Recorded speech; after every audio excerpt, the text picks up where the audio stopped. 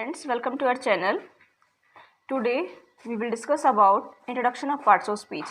इससे पहले हमने पढ़ा था अल्फ़ाबेट क्या होते हैं, लेटर क्या होते हैं, उसको कैसे आइडेंटिफाई करें, ठीक है, इनमें डिफरेंस क्या है, कैसे पता चलेगा कि अल्फ़ाबेट इसको बोलती है, लेटर बोलती है, वर्ड्स के बारे में हमने पढ़ा, ठीक है, सेंटेंस के बारे में पढ़ा, ठीक है। आज हम क्या करेंगे, इंट्रोडक्शन जो है पार्ट्स ऑफ स्पीच का इंट्रोडक्शन कर रहे हैं, उसके आगे फिर हम पार्ट्स ऑफ स्पीच कंटिन्यू करेंगे। देखिए, पार्ट्स ऑफ स्पीच का मतलब क्या होता है, शब्द भेद होता है। Sentence, phrase, clause are made up of words. Words are divided into different parts according to their uses. The words of English language are divided into 8 classes called parts of speech. यानी कि जो sentence है, sentence को बोलते हैं वाक्य, phrase को बोलते हैं वाक्य खंड और क्लोज को बोलते हैं उपवाक्य। ये किससे बने होते हैं? ये शब्दों से बने होते हैं, ठीक है। Words are divide into different parts according to their uses, यानी कि प्रयोग के आधार पर वर्ग जो है शब्दों को कई भागों में बांटा गया है। The words of English language are divided into 8 classes called parts of speech, यानी कि इंग्लिश लैंग्वेज में जो शब्द हैं उनको 8 भागों में बांटा गया है, 8 भागों में वर्गीकृत किया गया है, उसको क्या बोलते हैं? Parts of speech. Some basic concept हमें क्लियर करते हुए चलना है। आगे देखिए, जैसे हम इसमें पढ़ रहे हैं कि फ्रेज क्या होता है, सेंटेंस क्या होता है, क्लोज क्या होता है, ठीक है। तो ये इन चीज़ों को पहले क्लियर करके आगे बढ़ेंगे, पार्ट्स ऑफ स्पीच को कंप्लीट करेंगे।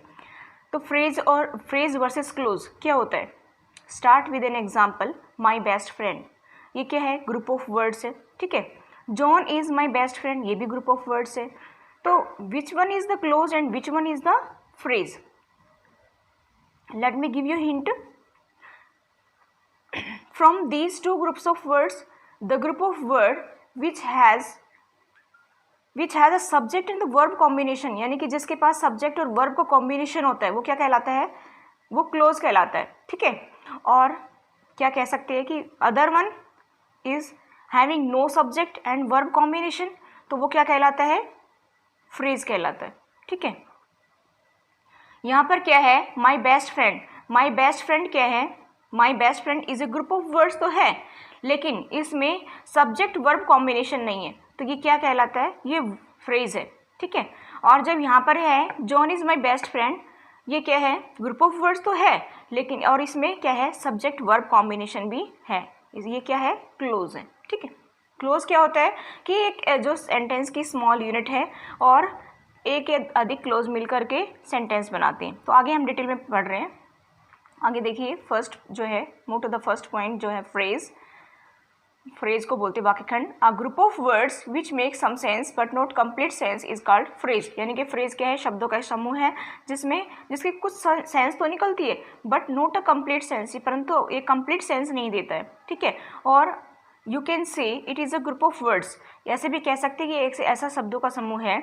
It is having no subject verb combination, यानी कि इसमें सब्जेक्ट वर्ब कॉम्बिनेशन नहीं है, ठीक है। It doesn't have any meaning if use alone, अगर इसको अकेला यूज़ किया जाए तो इसमें इसका कोई मीनिंग नहीं निकलता है।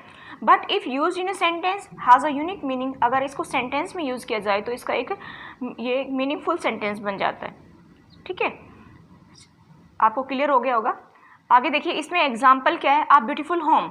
अ ब्यूटीफुल होम से हमें मीनिंग क्लियर नहीं हो रहा है, ये फ्रेज है, ठीक है। आगे देखिए, इसमें अगर हम उसको सेंटेंस में यूज़ करते हैं, I built a beautiful home, यानी कि मैंने क्या बनाया? एक सुंदर घर बनाया, तो इससे क्लियर हो रहा है मीनिंग। तो यहाँ पर अ ब्यूटीफुल होम क्या है? फ्रेज है, ठीक है। और सब्जेक्ट वर्ब कॉम्बिनेशन भी हो रहा है, क्योंकि आई सब्जेक्ट है और बिल्ट क्या है? वर्ब है। ये कंप्लीट सेंटेंस है। Move to the next point, clause. Clause क्या होता है? उपवाक्य होता है, ठीक है। A clause is a group of words which has a subject and a verb and forms parts of a sentence, यानी कि क्लोज क्या है कि जिसमें क्या है कि सब्जेक्ट भी होता है, वर्ब भी होता है और ये सेंटेंस का पार्ट भी होता है, ठीक है। तो इसको बोलते हैं उपवाक्य। यानी कि जो है विच आई, एग्जाम्पल लेते, विच आई बोट लास्ट मंथ, यानी कि कौन सी चीज़ थी जो पिछले महीने खरीदी थी। थोड़ा कम मीनिंगफुल है, यानी कि हमें अंदाज़ा नहीं हो रहा है, लेकिन इसमें सब्जेक्ट वर्ब कॉम्बिनेशन होता है, ठीक है, क्योंकि यहाँ पर क्या है? आई क्या है? सब्जेक्ट है और बोट क्या है? वर्ब है। अब देखिए एक सेंटेंस नेक्स्ट देखते हैं। This is the table which I boat last month, यानी कि यह वह मेज़ है जिसको हमने कब खरीदा था? पिछले महीने खरीदा था, यानी कि यह टेबल जो है उसको हमने पिछले महीने खरीदा था, यानी कि ये क्या है? क्लॉज है, विच आई बोट लास्ट मंथ। और ये हमने जो है इसको जोड़ दिया है, तो क्या हुआ? ये कि मीनिंगफुल सेंटेंस बन गया है। मीनिंगफुल तो है ही, लेकिन ये जो है जैसे एक मैंने बताया कि जो सेंटेंस है ना वो क्या है, उसमें कई क्लोज हो सकते हैं, एक या एक से अधिक क्लोज हो सकते हैं। ये क्लोज क्या है कि सेंटेंस का पार्ट है, एक स्मॉल यूनिट है वो, ठीक है। और सेंटेंस के अंदर क्लोज हो सकते हैं, लेकिन क्लोज के अंदर सेंटेंस नहीं हो सकता। आई होप आपको क्लियर हो गया होगा। इससे पहले हमने इंट्रोडक्शन पढ़ा था, अभी ये करेंगे पार्ट्स ऑफ स्पीच। आगे ही उसी के आगे चलते हैं, पार्ट्स ऑफ स्पीच, ठीक है। पार्ट्स ऑफ स्पीच क्या होते हैं, शब्द भेद होते हैं, ये हमने इससे पहले इंट्रोडक्शन पढ़ लिया है। There are 8 parts of speech in English, यानी कि जो है 8 पार्ट्स ऑफ स्पीच होते हैं इंग्लिश में। कौन कौन से होते हैं?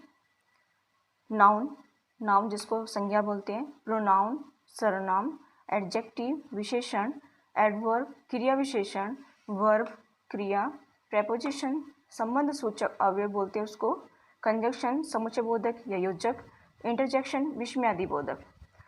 अब देखिए आगे, फर्स्ट पॉइंट है हमारा नाउन। नाउन क्या होते हैं? संज्ञा बोलते हैं इसको हिंदी में। A noun is the name of a person, place, thing, quality, condition और एक्शन। नाउन क्या होते हैं? किसी व्यक्ति, वस्तु, स्थान आदि के नाम को क्या कहते हैं? नाउन बोलते हैं। गुण, दोष, दशा, एक्शन जो है इनको क्या बोलते हैं? नाउन बोलते हैं, ठीक है। For example, Rahul is a good athlete. Rahul क्या है? एक अच्छा खिलाड़ी है। तो यहाँ पर राहुल क्या है? ये नेम ऑफ पर्सन है। और mount Abu is a beautiful place. Mount Abu क्या है? एक अच्छी सुंदर जगह है, तो ये क्या है? प्लेस है, नेम ऑफ प्लेस। ऑब्जेक्ट्स कौन कौन से हो सकते हैं? जैसे टेबल है, चेयर है, pen etcetera. Quality, beauty, bravery, wisdom etcetera. Measures जो पैमाने हैं, किलोमीटर है, इंच है, मीटर्स है etcetera. Peoples, man, women, engineer. Peoples में man, women, engineers etcetera. Places में सिटी, टाउन, कंट्री एट्सेट्रा। ये सब क्या है? ये सब नाउन है। Action, singing, swimming, dancing etcetera. Animals में हॉर्स, कैट, डंकी एट्सेट्रा, मतलब कोई भी नाम, ठीक है। ये सब क्या है? ये सारे के सारे नाउन है। जो हम अपने आसपास देखते हैं सारे के सारे क्या है? ये नाउन है, ठीक है।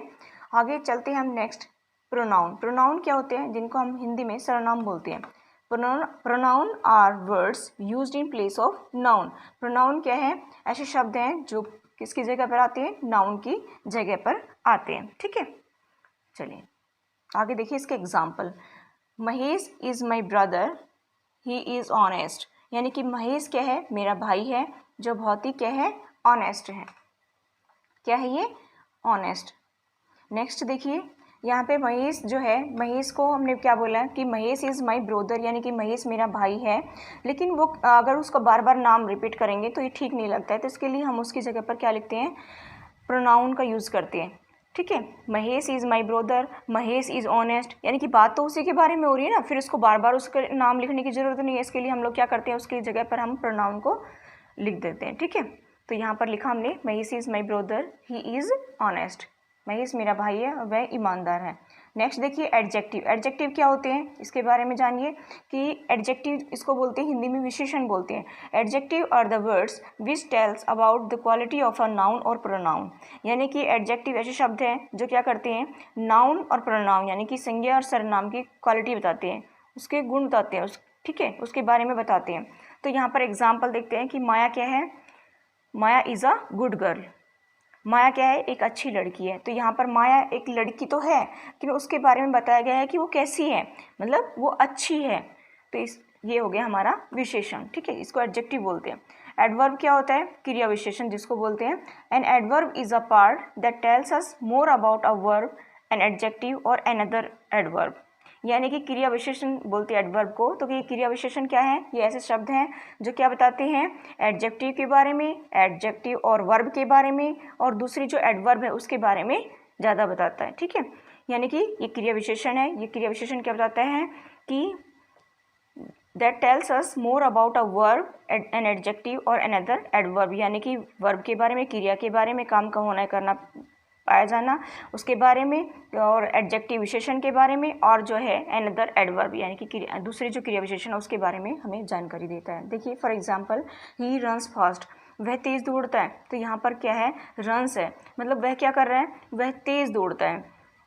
फास्ट यहाँ पर वर्ब है वह क्या करता है? क्या कर रहा है? रन, दौड़ रहा है, ठीक है। This train is very fast, मतलब यहाँ पर क्या बताया गया है, एडजेक्टिव को दिखाया गया है। तो कैसे कि दिस ट्रेन, यानी कि एडजेक्टिव क्या होती है, हमने अभी पढ़ा था, जो संज्ञा सर्वनाम की विशेषता बताता है। तो यहाँ पर दिस ट्रेन क्या है, नाउन है, तो ये इसकी विशेषता बता रहा है कि this train is very fast, ये ट्रेन बहुत ही तेज चलती है। ठीक है, ही रन्स वेरी फास्ट, वह बहुत तेज़ी से दौड़ता है। ठीक है, तो यहाँ पर क्या है कि जो एडवर्ब है, एडवर्ब क्या होता है कि ये किसके बारे में बता रहा है, वर्ब के बारे में बताता है, और एडजेक्टिव के बारे में बताता है, और अनदर एडवर्ब के बारे में बताता है। ठीक है, तो नेक्स्ट हमारा है वर्ब। वर्ब क्या होता है, a verb is a word which tells us what somebody और समथिंग डज। आई होप आपको क्लियर हो रहा होगा। वर्ब क्या है, क्रिया है। A verb is a word which tells us what somebody और समथिंग डज। वर्ब क्या होती है, क्रिया होती है। क्रिया का मतलब क्या होता है, किसी काम का करना या पाया जाना। ठीक है, किसी काम को करने का मतलब, जैसे यहाँ पर एग्जाम्पल लेते हैं कि एग्जाम्पल है he is reading a book, वह एक पुस्तक पढ़ रहा है, मतलब वह क्या कर रहा है, एक पुस्तक पढ़ रहा है। ठीक है, Ram is writing a novel, Ram क्या लिख रहा है, एक नॉवल लिख रहा है। मतलब कोई काम किया जा रहा है, किसके द्वारा, संज्ञा सर्वनाम के द्वारा, यानी कि सब्जेक्ट के द्वारा। ठीक है, जो यहाँ पर सब्जेक्ट है वो क्या कर रहा है, सब्जेक्ट क्या कर रहा है, यहाँ पर पुस्तक पढ़ रहा है। ठीक है, he is reading a book, तो ये क्या हो गया, वर्ब हो गया। अगला हमारा है प्रेपोजिशन। प्रेपोजिशन जिसको बोलते हैं संबंध सूचक अवयव। प्रेपोजिशन क्या होता है, a preposition is a word used with a noun और pronoun to show its relation with another words. यानी कि प्रेपोजिशन क्या होता है, इज अ वर्ड, एक ऐसा शब्द जो यूज्ड विद अ नाउन और pronoun to show its relation with another word. यानी कि जो प्रपोजिशन है वो नाउन और जो प्रोनाउन के साथ जुड़ करके उसके साथ संबंध दिखाता है, दूसरे शब्दों के साथ मिलकर के, मतलब उसके साथ क्या दिखाता है, वो रिलेशन दिखाता है। यानी कि प्रपोजिशन एक ऐसा शब्द है जो नाउन या प्रोनाउन के साथ में अपना और दूसरे शब्दों के साथ में क्या दिखाता है, अपना रिलेशन दिखाता है। यहाँ पर देखिए example, the book are on the table, यानी कि पुस्तक जो है वो किस पर है, टेबल पर है। तो टेबल और बुक का क्या है, रिलेशन दिखा रहा है यहाँ पे। ठीक है, तो बुक कहाँ पर है, टेबल के ऊपर है। नेक्स्ट हमारा है कंजंक्शन। कंजंक्शन क्या होता है, योजक, जिसको बोलते हैं हिंदी में योजक या समुच्चय बोधक अवयव बोलते हैं। A conjunction is a word which join words and sentence. Conjunction क्या होता है, यानी कि एक योजक होता है, जोड़ने का काम करता है। यहाँ पर conjunction is a word which join words and sentence, यानी कि ये जो वर्ड्स है और सेंटेंस को जोड़ता है। ठीक है, आपस में। जैसे for example, Mahesh and Suresh are brothers. यहाँ पर कंजंक्शन का काम क्या कर रहा है, एंड है यहाँ पर। ठीक है, वो एंड है, वो किसका काम कर रहा है, कंजंक्शन का काम कर रहा है। तो Mahesh and Suresh are brothers, Mahesh और सुरेश के हैं, भाई हैं। इसका एग्जाम्पल और देख लीजिए, he is rich but माइजर, he is rich but माइजर, यानी कि वह धनी है परंतु क्या है, कंजूस है। बट मतलब यहाँ पर क्या यूज हुआ है, कंजंक्शन यूज हुआ है। ठीक है, आगे देखिए इंटरजेक्शन। इंटरजेक्शन क्या होता है, इंटरजेक्शन को हम बोलते हैं विषम्यादि बोधक अवयव। ठीक है, हिंदी में इसको बोलते हैं विषम्यादि बोधक अवयव। तो यहाँ पर है डेफिनेशन इसकी कि an interjection is a word which expresses some sudden feelings. यानी कि इंटरजेक्शन एक ऐसा शब्द है जिससे क्या एक्सप्रेस होता है कि अचानक से जो फीलिंग्स, हमारी भावनाएं होती हैं वो प्रेजेंट होती हैं। ठीक है, मतलब इसके इंटरजेक्शन उसको बोलते हैं अचानक से जो हमारी फीलिंग्स आती हैं। ठीक है, जैसे for example, alas the poor man is dead. अचानक से हमें बड़ा दुख की खबर सुनते हैं हम, तो हमें बड़ा कैसा कहते हैं कि alas the poor man is dead, यानी कि जो गरीब आदमी हो मर गया है। हुर्रा, जब हमें खुशी होती है तो हम कैसे उसको प्रेजेंट करते हैं, जैसे hurrah we have won the match, यानी कि हम मैच जीत गए। ठीक है, तो खुशी में भी अचानक से हमारी फीलिंग्स आती है, hurrah we have won the match, we have won the match, यानी कि हम मैच जीत गए। ठीक है, तो ये होता है इंटरजेक्शन। अच्छा, एक दो एक्सरसाइज के एक दो सेंटेंस ले लेते हैं। नरेश इज रिच बट माइजर, यानी कि नरेश, देखिए कैसे आइडेंटिफाई करेंगे कि कौन कौन से पार्ट्स ऑफ स्पीच है ये, कि नरेश इज रिच बट माइजर, यानी कि नरेश जो है धनी है परंतु कंजूस है। यहाँ पर हम नरेश को देख रहे हैं, तो नरेश क्या है, हमारा यहाँ पर नाउन है। आइडेंटिफाई कैसे करेंगे पार्ट्स ऑफ स्पीच को, वो बता रही हूँ मैं आपको। ठीक है, तो यहाँ पर नरेश क्या है, वो नाउन है, इज क्या है, वर्ब, हेल्पिंग वर्ब है, ऑक्सिलरी वर्ब बोलते हैं उसको।